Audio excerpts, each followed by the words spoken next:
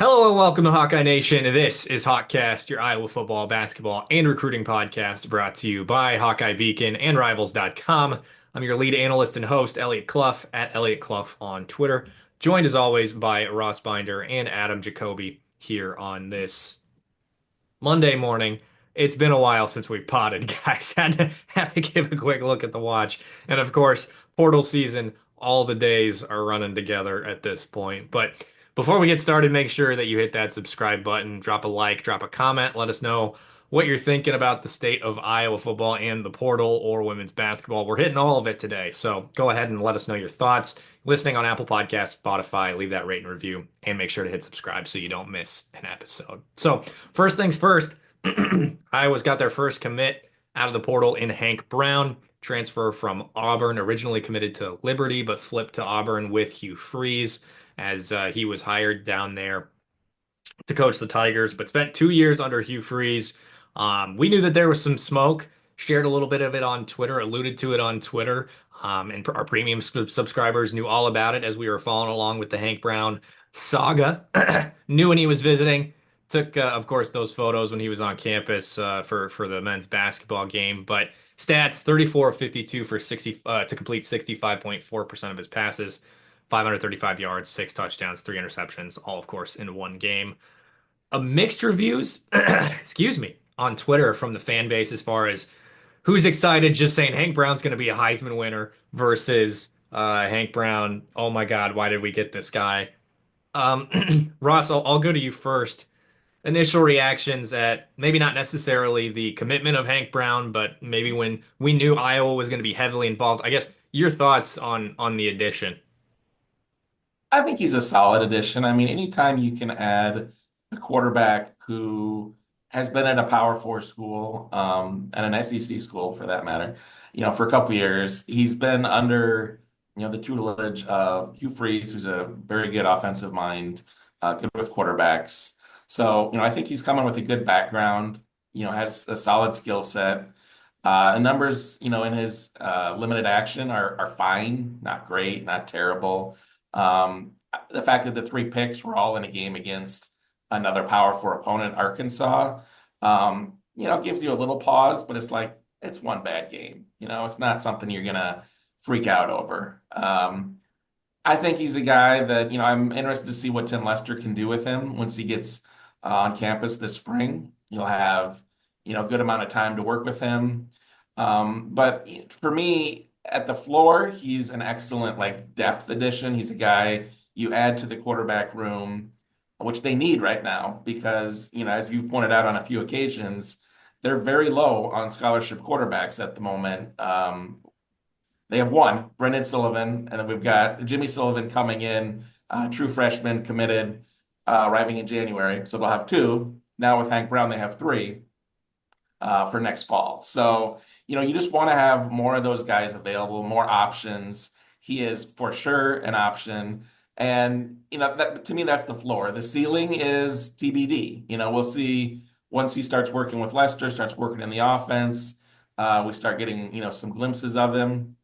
Maybe he can do some good things in this offense. I'm not willing to for sure rule that out. Obviously, it's way too premature for that, but I think it's a solid addition, and especially if he's not the only quarterback added in this class, and we'll talk about that in a minute. But on his own merits, I think he is a really nice addition for this team. Yeah, I excuse me, got a text from somebody who's got a Auburn fan as a cousin, and this is anecdata, if you will. But the text I got after Hank Brown committed was, "I like him. Didn't want him to leave. Didn't think he got a fair shake. Look up our bowl highlights 2 years ago. He lit it up. Then started once this year when the starter sucked. He had a bad half." And so that was sort of the thought process coming out of Auburn with regards to Hank Brown. But if it's a situation where he's coming in to be a depth piece, at the very least, what I was sort of selling in that situation is, yeah, you're probably not going to start this season, but you're also not going to be behind anybody who is younger than you on the depth chart. So there is a path to the field for Hank Brown at Iowa that there probably wasn't going to be at Auburn. And so this is a good move for him. It's certainly a good move for the Iowa QB room because as we've seen, especially over the last couple of years, just having one QB is not enough. And when you look at the depth pieces, you know, last season it was Deacon Hill QB2. This season it is um, Jackson Stratton starting at quarterback as a walk-on transfer, right? You can't just have the one QB.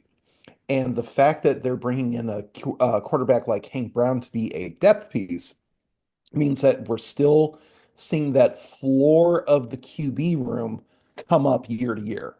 And that seems to me to be the biggest sort of win out of this move for Iowa is just that they're the likelihood that it's going to be one of those like plug your nose QB situations just keeps getting lower and lower with that.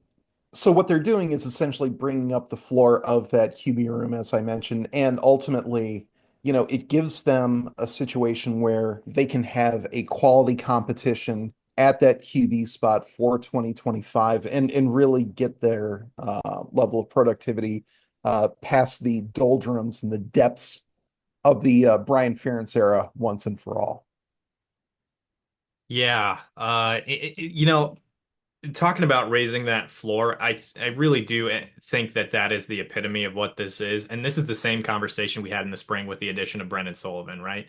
It's floor is immediately raised. You got a guy who's got Power Four competition experience, whether or not it was good or bad, is up for, well, not really up for debate. It was bad, but the fact that he has that experience is good of itself, in and of itself, in my opinion. And you're not rolling Jackson Stratton out there, who was at one point a scholarship quarterback at Colorado State, but a guy who had never played against Power Four competition. Hank Brown, you at least have that in your back pocket. You have a guy that you've seen be successful on the college football field too. He hit some pretty long balls against New Mexico. Was it New Mexico or New Mexico State? I think it was New Mexico State. In his one other start. So you see some flashes of that arm talent, the proclivity to turn the ball over against a program like Arkansas you don't love, plus the slow release.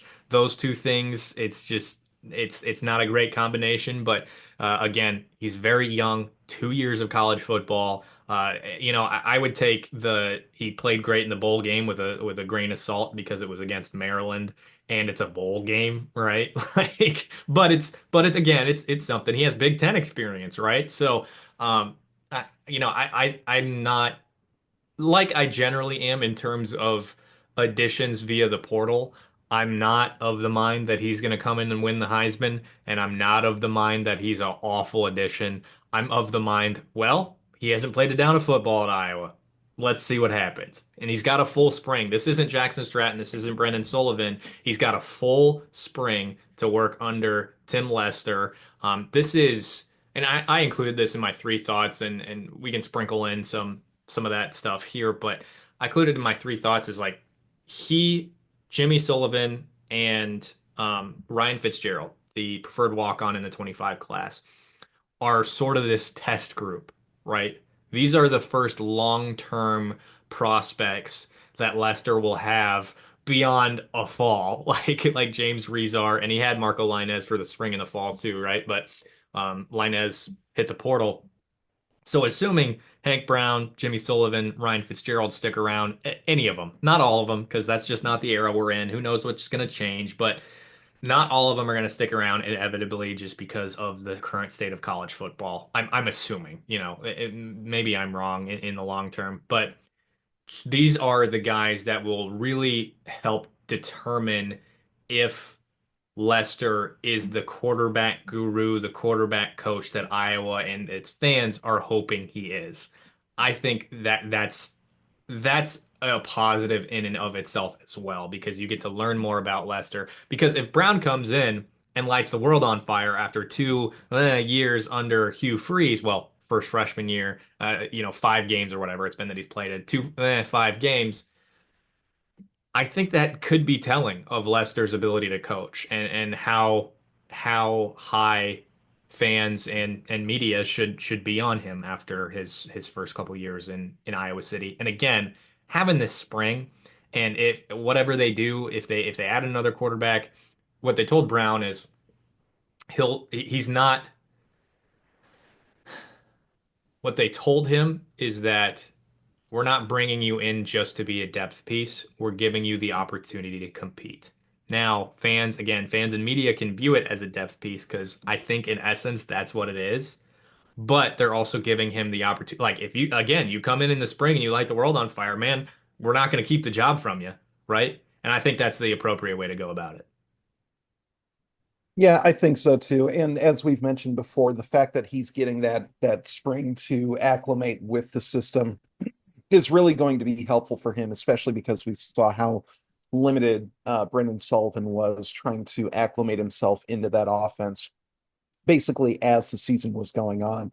And it worked to some extent, but having that extra time is going to help. And similarly for Jimmy Sullivan, just having that time with Tim Lester in town is going to help his progression quite a bit. So, very curious to see how that, once Lester actually has a fighting chance to acclimate these guys into the system, I think it's going to be very curious to see how it actually works.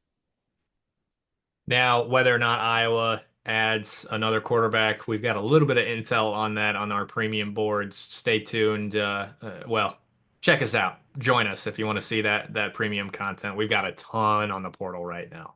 Um, Eliot, how can they join us? Thank you. Thank you, Ross. Iowa.rivals.com/subscribe. That link is always in the description on YouTube, Apple Podcasts, Spotify. So if you don't want to join today, if you want to wait until next week, what have you, you can always join us there sooner rather than later right now because Portal is closing in just a few weeks and we're still at the height of it. Still, things are crazy. Iowa's only got one commit. They're inevitably going to get more.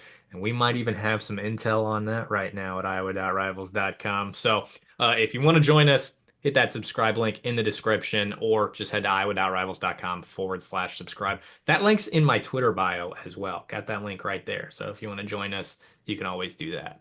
Now, talking more portal, another visitor along with Hank Brown last week, Langden Kitchen, D2 defensive end, defensive lineman from Northwest Missouri State, which is traditionally a powerhouse in D2. They went 6-5 and fired their coach this year.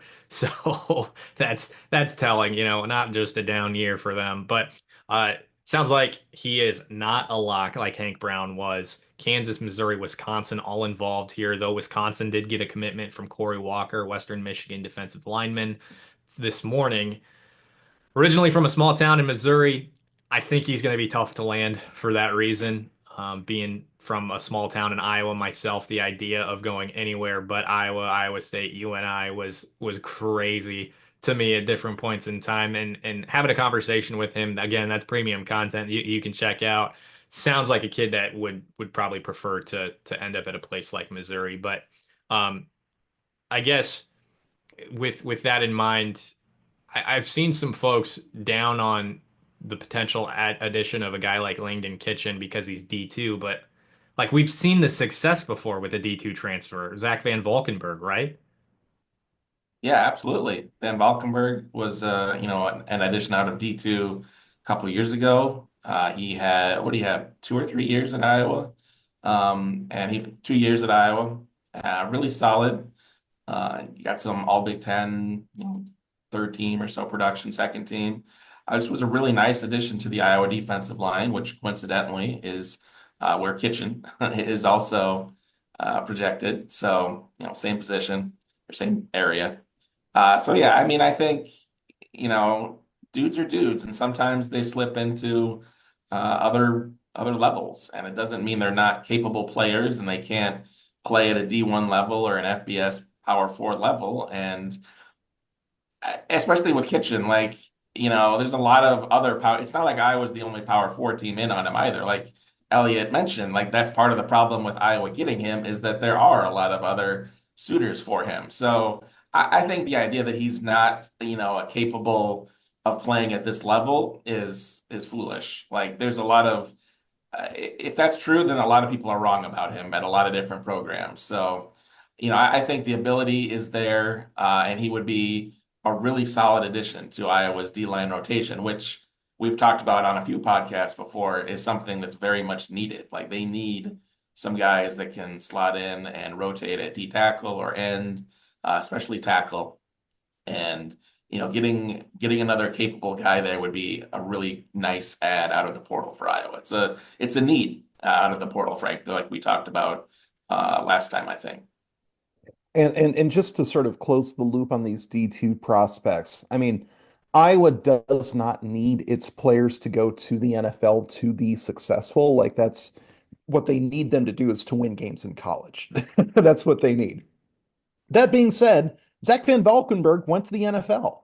Like he made the Raiders practice team. He's been on the Rams practice squad for the last 3 years or parts of the last 3 seasons. Like we're talking about a D2 guy who then turned into an all Big Ten guy, who then turned into an NFL guy. And so if all you see is the D2 part of that, and sometimes it's just personal preference. Sometimes it is bad timing with injuries. That wasn't the case with Van Valkenburg, but like there's any number of reasons why somebody who can play at the D1 level is playing at D2. And that goes, without all the transfer portal nonsense and all the weird personnel things that are shaking out over the last few years. So yeah, if all you see is the D2 part of this kitchen thing, I think you're seeing the wrong thing with this prospect because he really looks like a dude who can contribute at Iowa and has the potential to, be a better prospect, maybe even down the line if things shake out well for him. And to reiterate, D2 powerhouse. Like this Yes. isn't just some random D2 that has, like I don't know. I can't even think. I almost said Hillsdale College, but isn't that where Val Van Valkenburg went? Yes. Yes. Oops. But even then, like they won a football championship in '85, and that's it. Okay. You know, Well, they produced Van Valkenburg. How's that? And like we've that's seen it. in that same vein, we've seen what Kelvin Bell has been able to do in terms of development, right? Like this is this is a guy that you don't pass on if you can get him. He can play multiple positions wherever you need him to on the defensive line, defensive end, defensive tackle, one tech, three tech, what have you. And that's exactly what you need, especially when you lose Y.A. Black, presumably Deontay Craig.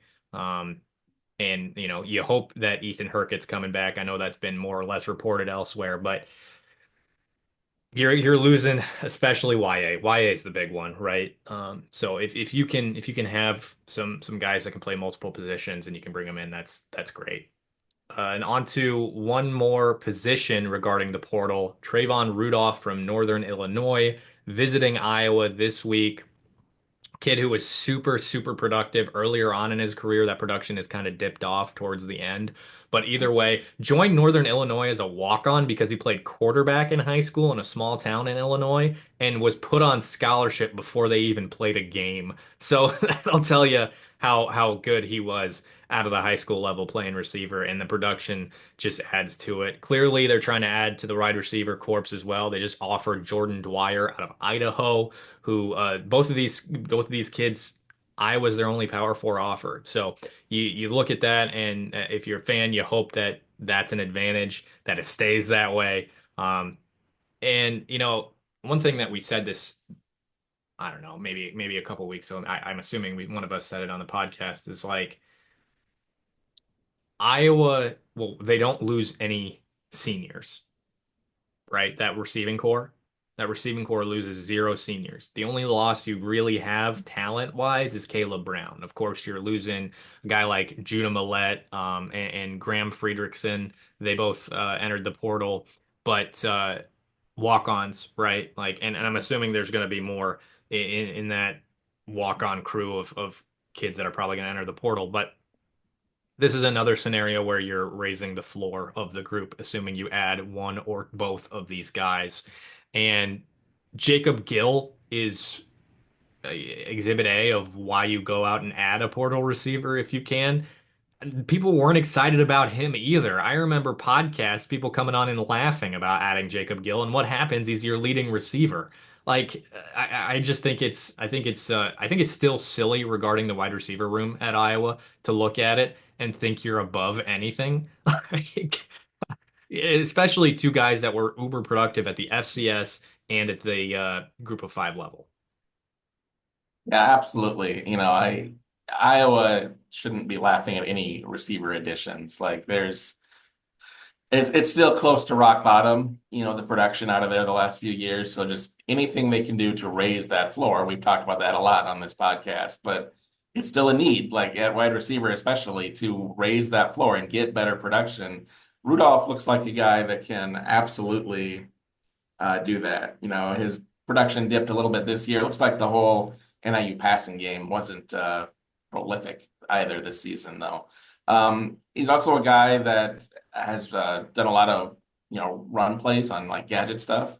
So he would be a good addition for Iowa there. Slot receiver, fits what Iowa likes to do out of the slot. That just seems like a guy that would be a solid, fit with what Iowa's looking for, what Iowa needs. Whether or not he's the flashiest, most exciting name, obviously not. But again, where Iowa's shopping for receivers, they just need to find guys who are good fits and that can produce. And I think Rudolph's track record suggests that is the case. Plus, it's the Christmas season. Why don't you want to add a Rudolph? I mean, Jesus. Boo! How could Adam make a pun like you see where I get it, folks? You see where this oh, is all that's rock. unfair. That is completely untrue. Adam is patient And zero for this. that's right. And really when it comes down to transfers and especially wide receivers, I think we've already seen enough um, evidence that, to use some financial buzzwords here, past performance is not a guarantee of future results. And, just going back to Charlie Jones, if Purdue had, turned up their nose at his production in Iowa, they would not have gotten that amazing season that they had gotten out of him. Again, like we mentioned, the Jacob Gill situation. If all you do is look at his numbers, you weren't going to expect him to be such a performer at Iowa, and then he, ended up being exactly that. And so, if all you do is look at what somebody did at some level, then and just expect it to be the same, then you're doing, essentially a disservice to these guys who essentially just need the right situation. They essentially just need a system that suits their talents, the way that they play the game. And, Tim Lester is a better offensive coordinator for that than, the guy that came prior because of how granular he is in adjusting these offenses to the personnel that he's actually got to the point of like, well, we're going to run this route more often because of how you time your drop backs. Like that is the customization that gets built into this offense that fans are understandably not really conditioned to thinking about when Iowa brings guys in because historically it's just well, you start now. So it's going to be fascinating to see how Iowa finds these guys, determines that they are going to be fits in the system, and it's going to be deeper than, well, how many catches did you have last year? And because if all you do is get enamored by stats, you know, by that idea, Seth Anderson would have already lit the Big Ten on fire with the stats that he had coming in from Charleston Southern. And I'm not saying that to, take a shot at him or anything like that because he's had some, real lousy luck and we're not even getting into the uh switch with offensive coordinators or anything like that or, what the quarterback situation's been at Iowa. But all it is to say you bring guys in because you think they're going to help you going forward, not because of what their stat sheet said or what the name on the front of their jersey said last year or the year prior. You bring guys in because you think they are going to help you win this year or as long as they're on campus. And on some level, you kind of have to give the staff a little bit of the benefit of the doubt on stuff like this. And historically, not every time, but historically, they've done a pretty good job of finding guys that fit what they want to do. I think that's it for portal stuff. You want to follow along with other targets, especially one that may or may not be added today or this week. Again, head over to iowa.rivals.com/subscribe. Go ahead, Adam. Uh, if we're talking about a certain wide receiver from the certain Sun Belt, so Troy wide receiver, who Oh, Iowa fans, yeah, that too. Yeah. yeah, apparently just got announced today. Devontae Ross has entered the portal officially as of this morning. And based on what we know from Kirk Ferentz and like, I saw that guy do well. Might be something to keep an eye on, but that's been public as of this morning. So, if Kirk is really sticking to the I saw it and I want it game plan, that's a name to look out for, just like we thought it would be back in September, except we kind of thought it was going to the NFL draft, not to the transfer portal. But if this is something that's available for Iowa, we know that Devontae Ross has Kirk Ferentz's attention, or at the very least did a couple months ago. So something to keep an eye on too. I would be surprised if Iowa is the only Power Four program that shows a little bit of interest in Devontae Ross. We'll say that for sure. I definitely thought, I remember tweeting during the game, I have a feeling Devontae Ross is going to be playing Power Four football next year. And presumably that's what's going to be happening. Also, while we were talking a little bit about the portal, Jay Higgins named first team AP All-American, Caleb Johnson second team AP All-American. It's weird how you end up first team AP All-American and not a finalist for the Butkus Award. Isn't that crazy? Isn't that something? Hmm. I guess he just should have been a better linebacker. I guess. It's the only thing that makes sense. Okay, on the men's basketball. After a near 50-point win over New Orleans yesterday, that looked like the varsity versus the JV. And at parts, the varsity just kind of getting cardio out there. Rough game for New Orleans yesterday. Ross, I see you unmuted your mic. What do you got? I was just gonna, echo what you said, that was, it was a good game to get some confidence back after the couple losses to Michigan and Iowa State. Good to see some shots go in. A lot of shots went in. I mean, Iowa had over 100 points, 14 threes. Owen Freeman made it look very easy for a while there. But that was just not a game that tells you a ton about Iowa going forward, because New Orleans is one of the worst teams in Division One this year. Iowa did exactly what they ought to do against a team like that at home, which is good. But yeah, it's just not something where you can forecast a lot based on that game. But again, nice to see shots go in. Nice to see. Hopefully, there's some confidence carryover for guys. Moving forward with the games getting a little bit tougher. That may have been, Ross, I don't suppose you go ahead, Elliot. I was just gonna say that may have been the most boring, like Uh, I didn't watch for a good contingent of it because I got a text about the portal. So, at least the first half. I wrote, I always do three takeaways. If you're interested in that, it's always on iowa.rivals.com after games, after we get availabilities and stuff like that. And my three takeaways were back in the win column, Cooper Koch back on the floor. Let's start Big Ten play. What else do you take away from that? Oh, Owen Freeman had 22 points against a guy who stands at 6'7" and is a part of a low major team that ranks 346 in Ken Palm. What the hell, we don't have to talk too much about it, but I guess the majority of what I did want to talk about was Iowa's three losses, unless you wanted to contribute something in there, Adam. I know we were talking about New Orleans. Well, no, it's just like when we mentioned how boring the game was, and you mentioned Ken Palm too. If you look at the win probability, it's just a flat line at the bottom for Iowa. Like the lowest win probability was 98.9% when Iowa was losing 4-3. That is that's the sum total of this game being in any sort of doubt whatsoever. And yet it lasts for 2 hours. And it's just, yeah, like you said, it's a slog. And, you know, kudos to Iowa for winning it, I suppose. But at this point, their strength of schedule is one of the worst in the nation.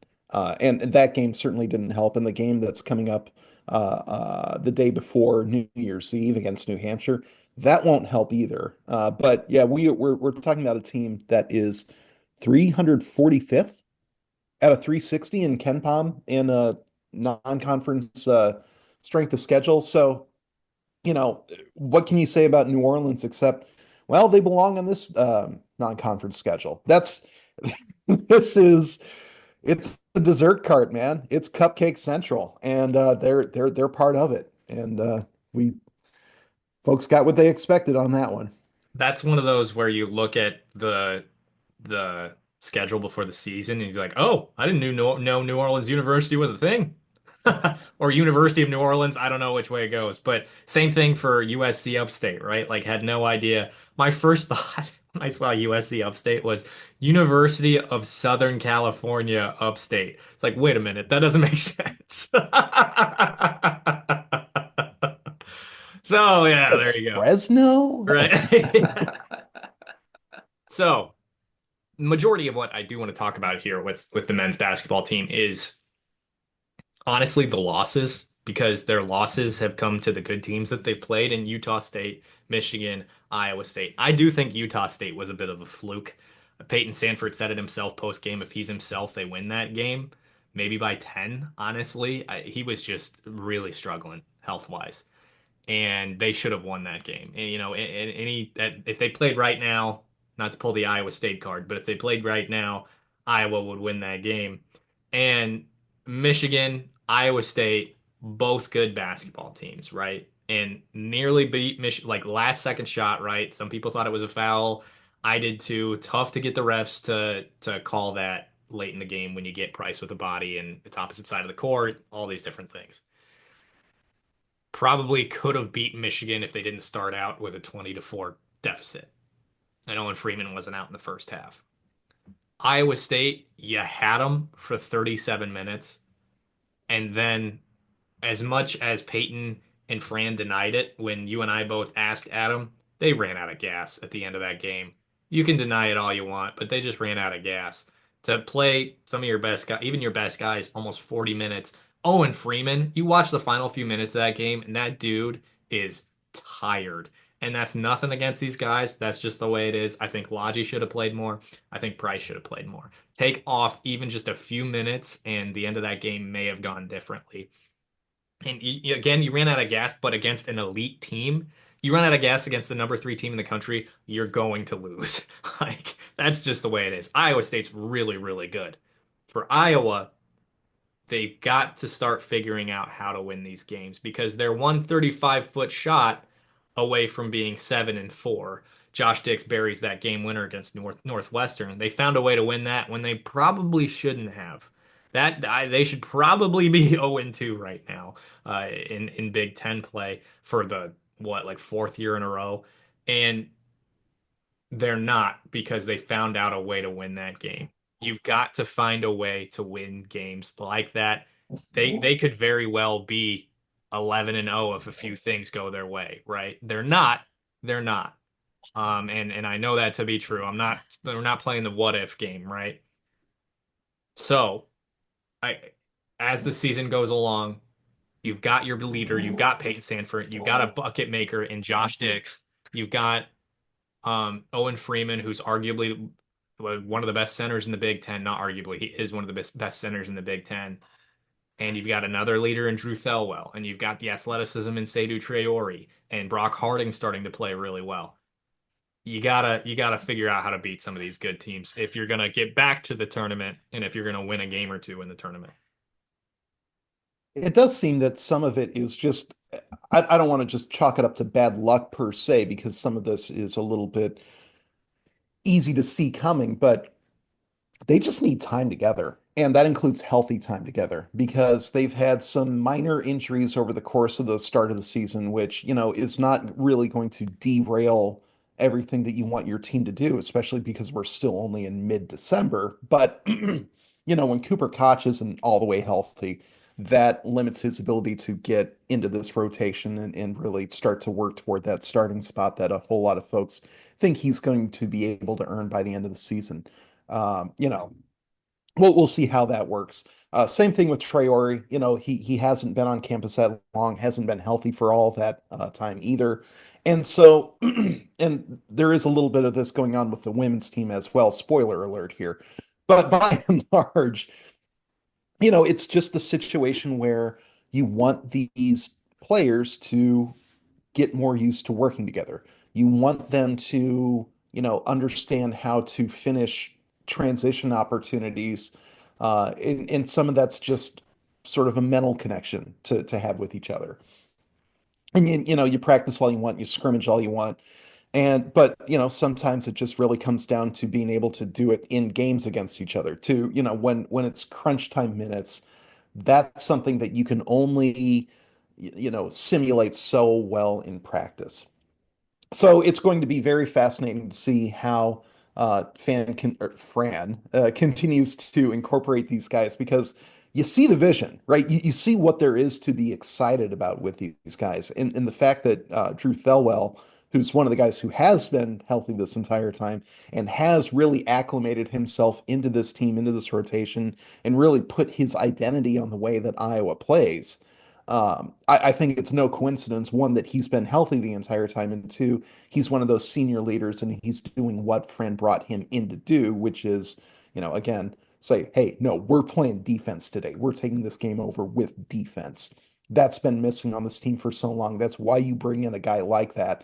And they just need the other guys that they've been bringing in, whether they've been, freshmen, underclassmen, transfers.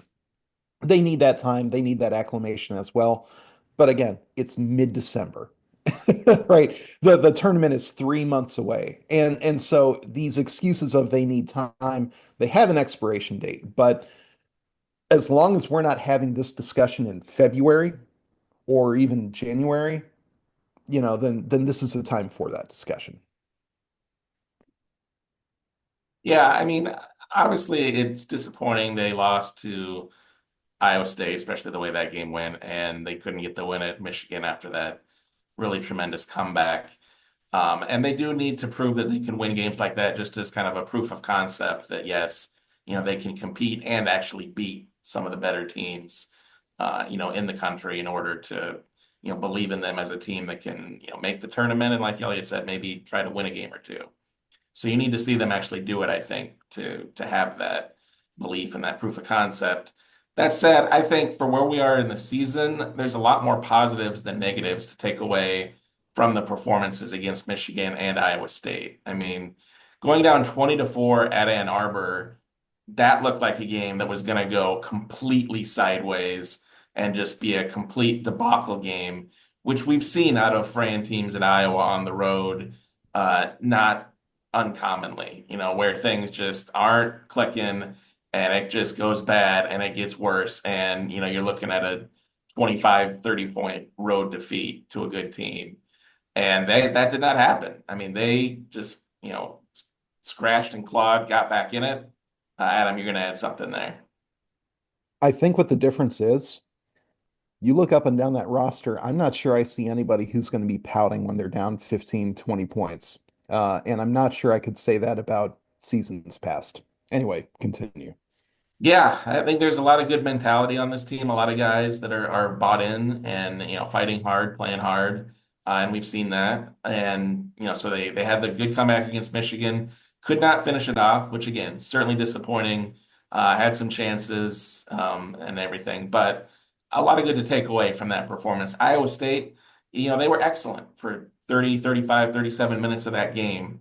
The game plan Fran came up with, starting Thelwell taking it to Iowa State in that first half was the best they've played all year by far, I think, and against a really, really good team, a team that has legitimate Final Four aspirations. And based on what I've seen from them this year, like both in that game and some other games, those aspirations are not unfounded. Like that is a good team with really good guard play, some really good big men and good coaching. Like they're going to be a bear in the Big 12 and in March when it comes to the tournament. And Iowa was excellent against them in the first half and for chunks of the second half also. Like Eliot said, they ran out of gas.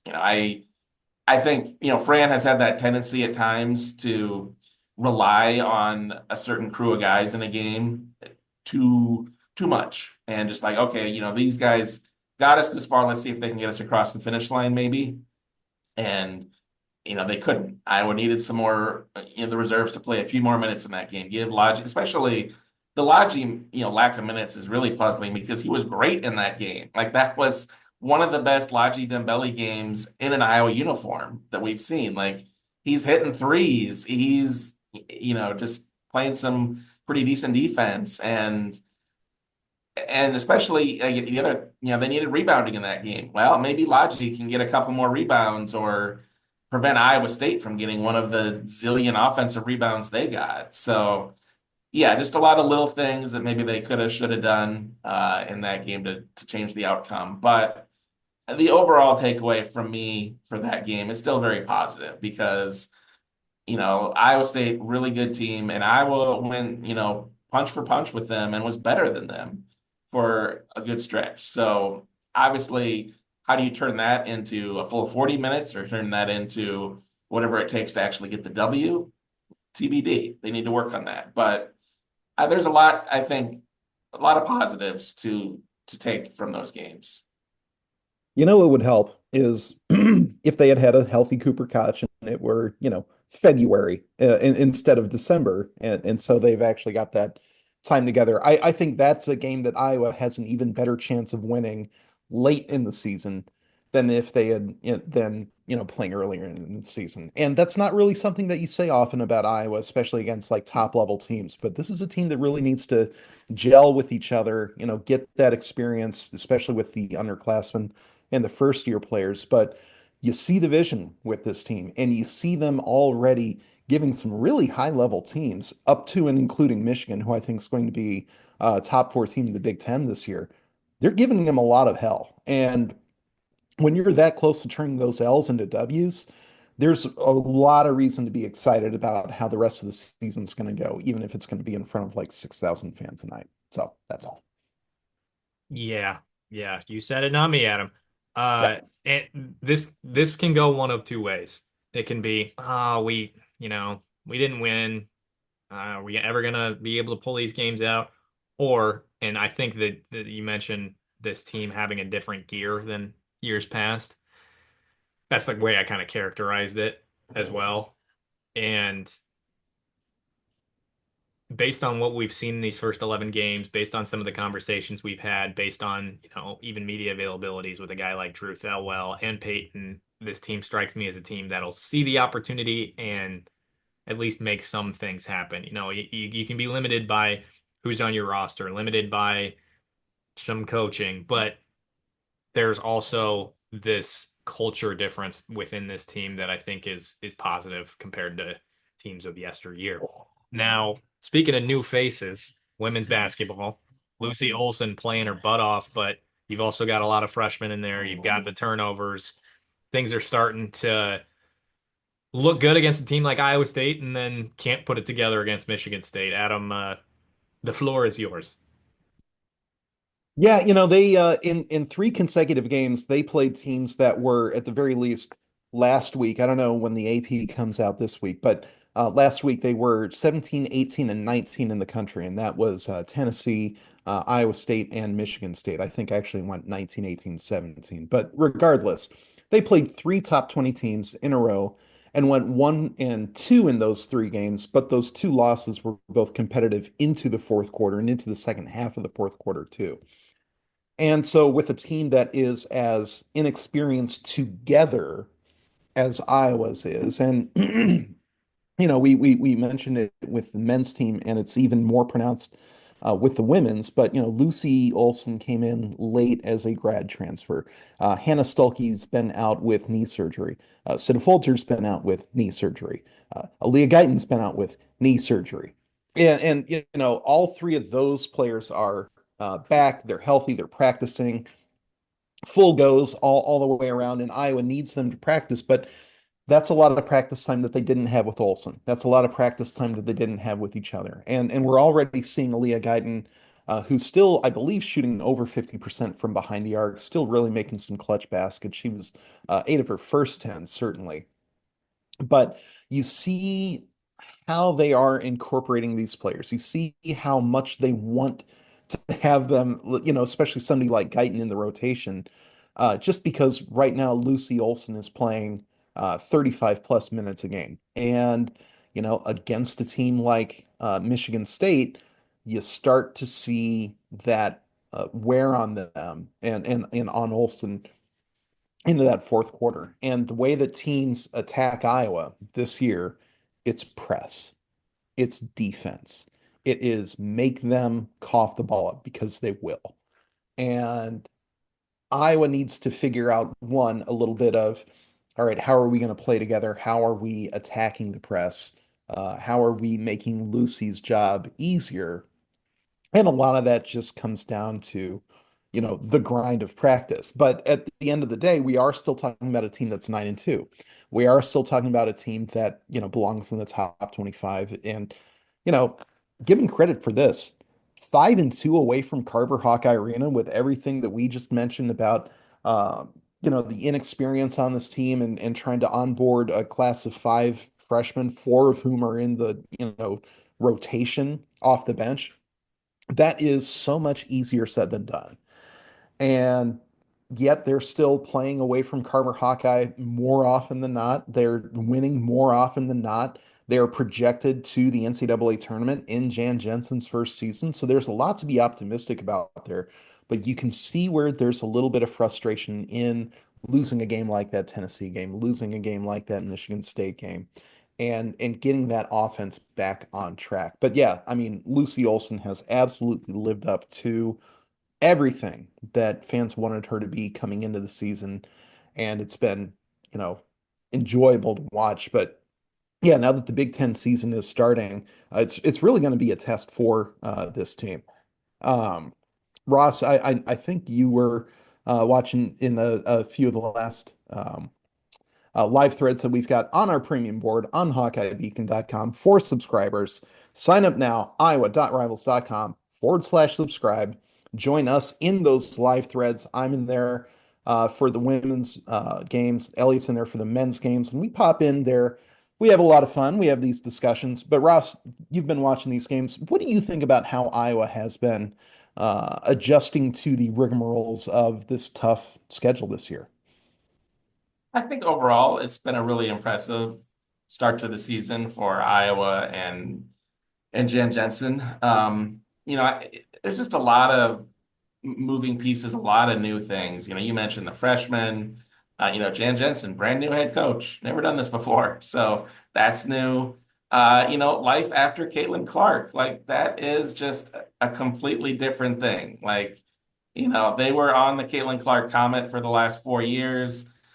It's over. She's in Indiana now. So, but Iowa basketball goes on. So now they got to readjust and figure out what does life look like now? How do they build a team and how do they play? And there's some growing pains for sure. We've seen it in the transition game, we've seen it in half court, we've seen it with the turnovers. The turnovers are the biggest thing to me. There's an incredible 30 turnovers, I think, against Tennessee, 23 against Michigan State. And it's not even necessarily that, those turnovers turning into opponent points or opponent scoring opportunities, which they have on many occasions. But more than anything, it's just the denial of Iowa's own scoring opportunities. 30, Tennessee has 30 possessions where Iowa did not have a chance to score on that possession because they gave the ball away, or 23 against Michigan State in a game they lost by what, 2 points? I think they ended up losing. Yeah. And it's just you can't deny yourself that many opportunities, especially in close games. It will just haunt you. And it did, regrettably. You sound like somebody who's been reading my post-game articles on HawkeyeBeacon.com. But yeah, absolutely. It's even though Iowa's been doing a good job of limiting the amount of points off of turnovers, again, like you said, Eliot, you give the ball up that many times, that's shots that you're not taking. That is scoring opportunities that are not happening. And they add up over the course of a game. And yeah, it was only 23 turnovers against Michigan State, but they were on pace for over 30 for most of the first half. It was rough, and they need to figure something out on that front too.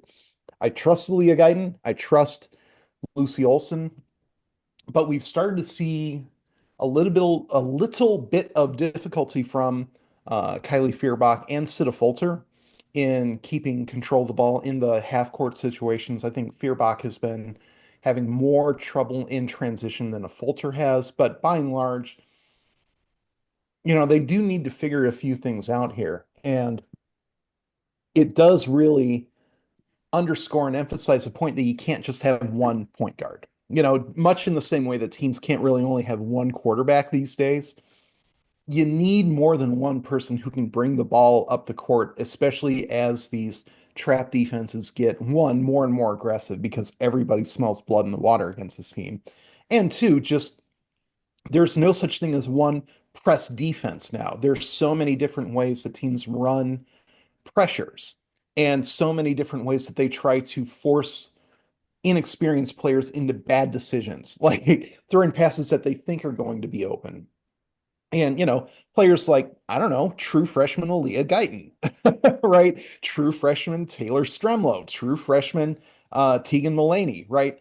These are the sort of players that press defenses, especially experienced complex press defenses, try to victimize.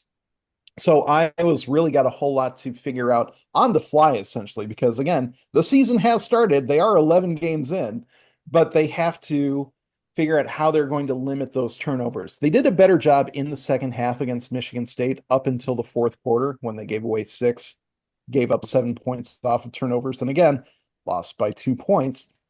But by and large, that trend has got to continue into the Big Ten, or it's just going to be losses like that over and over, where you just say, like, you know, 10 fewer turnovers and they win that by double digits. Well, okay, sure, great.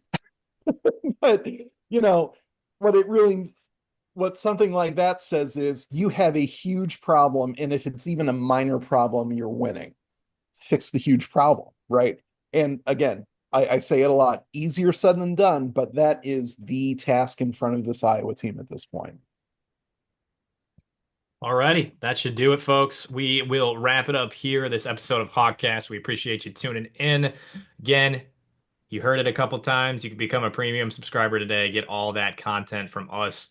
Portal, live threads, recruiting, all the intel from behind the scenes that we're able to get bowl rep practice, which if you haven't heard, there's a bowl game coming up on top of the transfer portal, which of course we'll be covering. I'll be Two down weeks there from all today. week. What? 2 weeks from today. Yeah, yeah, I'll be down there the 26th through the 31st. So we'll have all that content for you there. Also, don't forget to subscribe, leave that rate and review on Apple Podcasts, Spotify, and if you're on YouTube, drop a like, drop a comment. What do you think about the portal class so far? Who they're going to continue to add? Who would you decide to add, whether it's positions, names, what have you? Drop that in the comments and let us know what you're thinking for the portal for the Hawkeyes. For now, I am Eliot Clough at Eliot Clough on Twitter, joined by Ross Binder and Adam Jacoby, and we will see you next time.